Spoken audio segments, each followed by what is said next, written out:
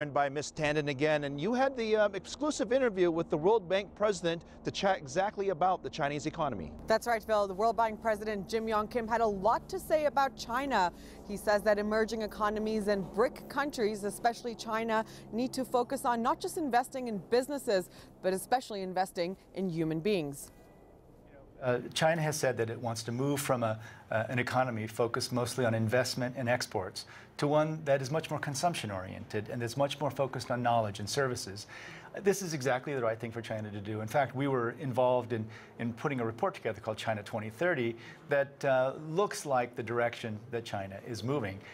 There are many, many issues that have to be dealt with. Everything from the shadow banking system to issues around land, labor, and capital, and the mobility, the hukou system. There are many different challenges, but I have tremendous faith in this particular administration because of the commitment they've shown to reforms, even in the context of lower growth rates. President Kim, I want to ask you, what do you think would you like some of the key reforms to be that you'd like China to implement? Well, just give you an example of one of the things that we're working on right now. We're going to be launching soon a major study on urbanization.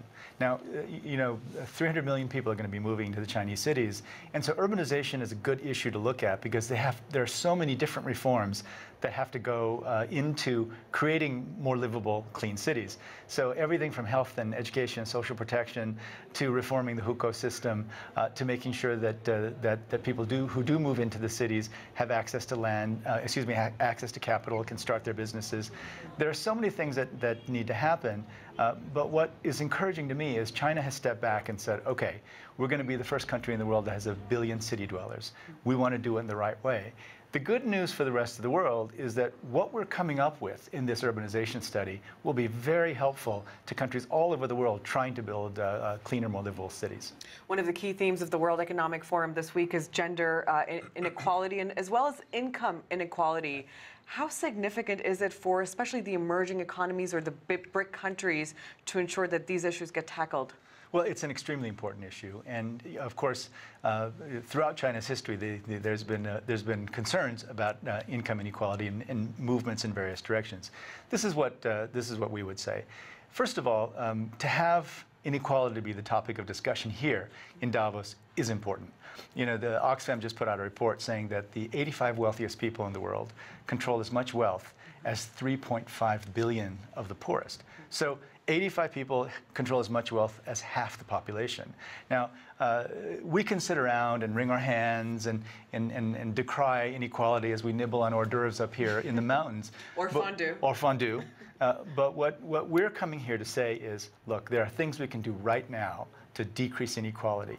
The first and I think most important thing is we have to count. We have to know which direction inequality is moving in any given year. So the World Bank group has committed to a target around poverty, but we've also committed to measuring the income growth of the bottom 40%. First time in history we've done it. So we're going to know in any given year whether the bottom 40%'s income is growing along with the economy. Critical to know. So you got to measure is the first thing. Second, there are 2.5 billion people in the world who don't have access to financial services. This is a problem we can solve very quickly. We've got to move on it. The third, of course, is access to infrastructure. In Africa, it's energy. Energy is the biggest issue. But throughout the developing world, making those critical investments in infrastructure is critical so that people have the means to grow their economy, start their businesses. Finally, in the third area, one in which we've been having an intensive discussion with the Chinese authorities, is investing in human beings. We're going to see, the Fed starting to taper its monetary stimulus program this year. What sort of effect do you think that will have on, especially the emerging economies around the world? Well, when Chairman Bernanke announced in May that tapering will happen sometime in the future, it's exactly what he was supposed to do. We always say that we're in uncharted territory with the unconventional monetary policies. And so as we taper, the most important thing is to communicate early, communicate often, and to try to do it as smoothly as possible.